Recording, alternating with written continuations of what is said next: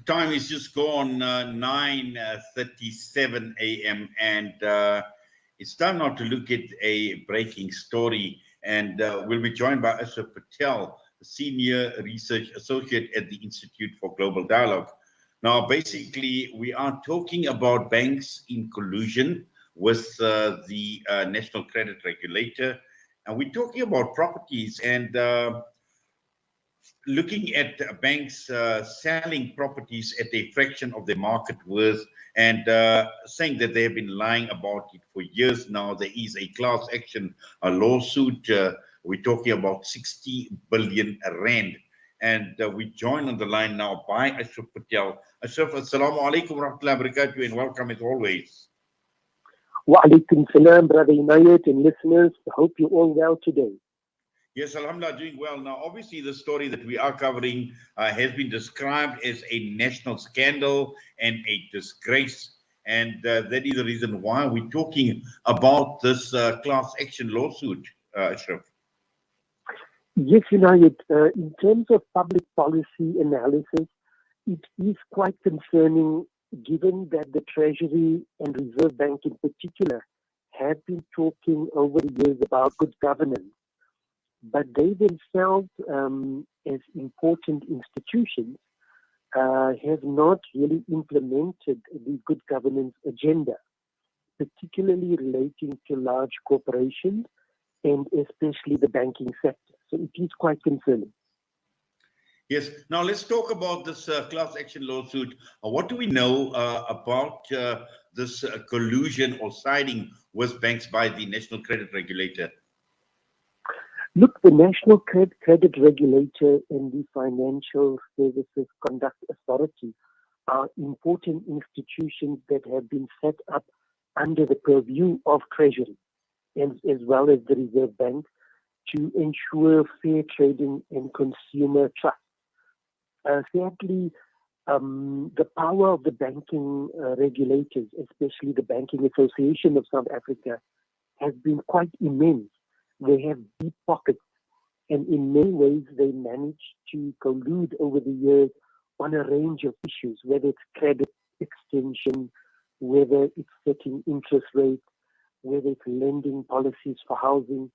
These are all vital for the public, but sadly with collusion comes lobbying, and this is the result around the credit extension for the scheme. Yes. Now, let's just talk about the nature of collusion, what had actually happened, or what is this class action lawsuit trying to, what message is it actually giving to the banks, and the fact that the NCR has been working with banks? Yes, it's very concerning. Remember, any regulator, according to the formation and the laws setting up regulators, first and foremost is protect the public interest. Now, South Africans, especially working class and middle class, are highly indebted. And with the COVID pandemic, many people have gone into the red lines in terms of many of them are in debt and are taking lots of credit. So there needs to be a transparent system. And the message that the class action suit brought about by many NGOs is to say there needs to be oversight over the bank. There needs to be transparency with the National Credit Regulator. And in my view, the National Credit Regulator and the board members, the commissioners, need to account to the public and the media. And I think it's very important in a constitutional democracy that there be accountability, especially in an economic downturn. Yes. Now, in this particular instance, we are talking about customers, about clients of the banks, and we know that this is an everyday occurrence in terms of properties being repossessed by the banks. But the key issue here is the banks selling these properties at a fraction of their market value. Definitely, it's highly unethical. A lot of people over the years, they take out loans, home loans, let's say over 12 years, and then you pay the value of that loan. But then, let's say due to COVID and unemployment, you cannot pay it. and then the banks take away the property and then resell it at a fraction. So this is highly unethical. Only the powerful people in large corporations or rich people then get that property, and many working class people pay for those properties over the years with high interest rates. So the whole value chain is exploitative, and I think we as a community need to participate in this class action suit to ensure that the powerful lobbies don't get away with this, and that we protect working and middle class people in this country. And I think it's an important thing for the community to support, for the radio station to follow the results, and to also get the NCR and Treasury onto the radio stations and media and to make them account. Well, certainly, and also at the same time, apart from the banks, when one looks at regulatory bodies like the NCR, and again, reminding them of their mandate, that their job is to protect consumers against behavior of credit providers like the bank, and also not to defend the banks against the consumer.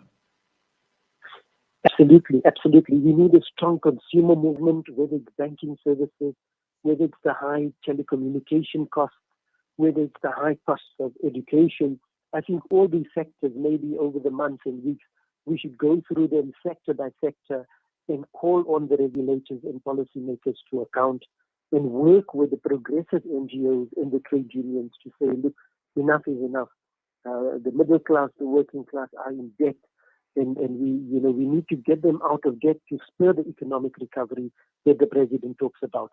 That our institutions are captured, the regulatory capture. We cannot continue with a progressive economic pathway.